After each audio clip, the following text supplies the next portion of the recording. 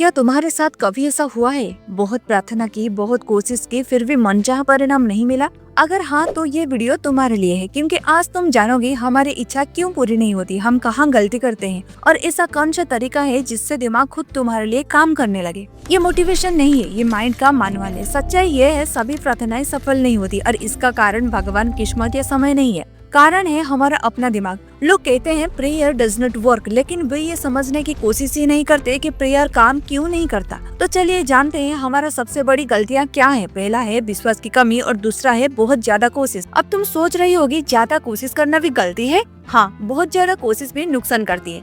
कभी तुम्हारे साथ एग्जाम हॉल में ऐसा हुआ है, पेपर मिलने से पहले लगता है आज एग्जाम अच्छा जाएगा, सब आता है, लेकिन पेपर देखते ही माइंड ब्लैंक।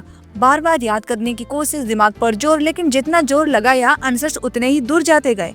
फिर क्वेश्चन स्किप करके बाहर निकली और बाहर आते ही आंसर्स अपने आप याद आने लगे और तुम खुद से बोली, अरे यार सही वक्त पर याद क्यों नहीं आया। क्योंकि जब हम प्रेशर, टेंशन या नर्वस होते हैं तो सबकॉन्शियस ठीक से काम नहीं करता, लेकिन जैसे ही हम रिलैक्स होते हैं दिमाग अपने आप फ्लो में आ जाता है। इसलिए याद रखो, relaxed mind equal to best performance. चलिए अब बात करते हैं अगला सबसे बड़ी गलती की, जो अवचेतन मन को दिशाहीन कर देते हैं। मान लो तुम टैक्सी में बैठी हो और ड्राइवर से कह दियो पहले स्टेशन चलो, और फिर बोलते हो नहीं नहीं मॉल चलो, और फिर बोलते हो नहीं घर।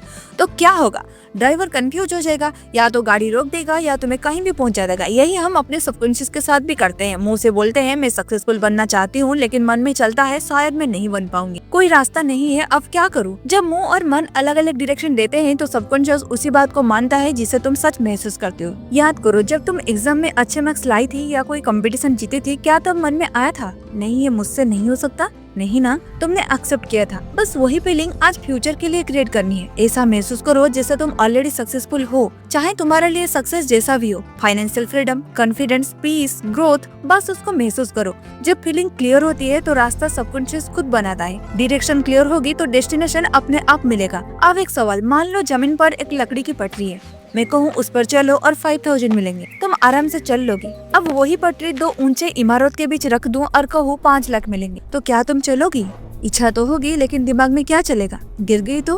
और डर की वजह से तुम चलोगे ही नहीं। यहाँ क्या जीता? कल्पना। इसीलिए याद रखो, जब इच्छा शक्ति और कल्पना शक्ति टकराती है तो हमेशा कल्पना शक्ति जीतती है। अब चलिए जानते हैं वो तरीका जिससे दिमाग तुम्हारे लिए काम करने लगता है। फर्स्ट स्टेप, शरीर को रिलैक्स करो, साइलेंटली बैठ जाओ, 2-3 डीप ब्रेथ लो, बॉडी को ढीला छोड़ दो। स्टेप नंबर 2, रिजल्ट को फील करो। ये मत सोचो कैसे होगा, महसूस करो हो गया है। Feeling equal to command to subconscious. Step number 3, acceptance line बोलो, सब कुछ सही चल रहा है, मुझे सही जवाब मिल रहा है, ये काम हो चुका है।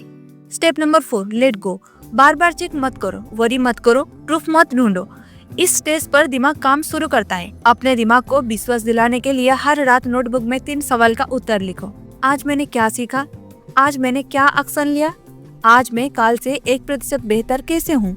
ये सबकॉन्शियस को प्रूफ देता है। याद रखो, तो तुम्हें ज्यादा ट्राई नहीं करना है, तुम्हें सही महसूस करना है। इच्छा शक्ति नहीं, कल्पना शक्ति यूज करना है। आज से जब भी कुछ चाहो खुद से पूछो, अगर ये हो चुका होता तो मैं कैसा महसूस करती? उसी फीलिंग में जाओ, बाकी काम तुम्हारा सबकॉन्शियस करेगा।